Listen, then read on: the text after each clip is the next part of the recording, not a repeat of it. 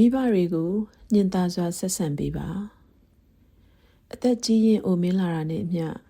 မိဘတွေကအားငယ်လွယ်တတ်လာပါတယ်စိတ်ထိခိုက်လွယ်စိတ်အတက်အကျဖြစ်လွယ်အထီးကျန်လွယ်လာပါတယ်မိဘတွေရဲ့မျက်နှာအရေးအကဲကိုဖတ်ပြီးသူတို့စိတ်ထဲဘလို့ခံစားမှုလေးတွေရှိနေနိုင်မလဲဆိုတာကိုသတိလေးထားပြီးအကဲခတ်ပေးဖို့လိုပါတယ်တချို့မိဘတွေတွေ့ဘူးပါတယ်သားသမီးရဲ့မျက်နှာကိုအရေးတကြီးကြည့်နေပြီးသူဘာပြောလိုက်ရင်ဘာလုပ်လိုက်ရင်သားသမီးကမကြိုက်မှာညိုစုညိုညင်မှာစူပူအော်ဟစ်မှာကိုကြောက်နေတတ်ပါတယ်မပြောရဲမဆိုရဲမလုပ်ရဲမကင်ရဲနဲ့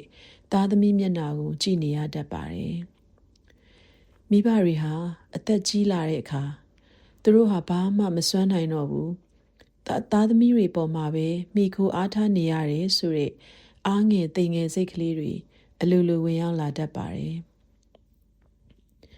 သားသမီးတွေကတလှည့်ပြန်ရှာဖွေကျွေးမွေးနေတဲ့အခါ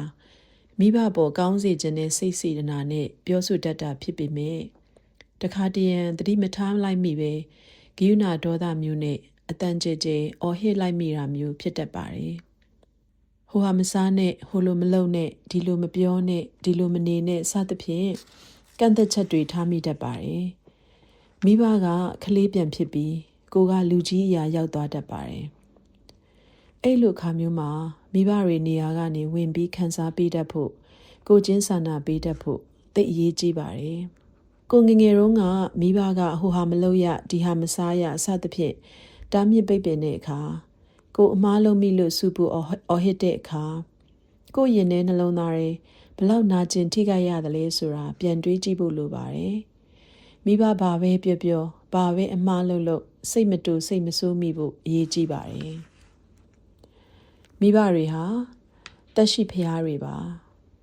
မိဘကိုနေ့စဉ်ဂရုတစိုက်ပြုစုစောင့်ရှောက်ခွင့်ရနေတာကရင်ကိုယ့်အတွက်နေ့တိုင်းကုသိုလ်လုပ်ကြီးထုတ်ခွင့်ရနေတာဖြစ်ပါတယ်မိဘတွေနဲ့ပတ်သက်လာရင်အမှားမပြောမိမလုပ်မိအောင်တတိလေးအမြဲထားစီခြင်းပါတယ်ဘယ်အချိန်ဘယ်အခြေအနေမှာပဲဖြစ်ဖြစ်မိဘတွေကိုညင်သာနူးညံ့စွာဆက်ဆံပေးပါနားထောင်ပေးတဲ့အတွက်ကျေးဇူးတင်ပါတယ်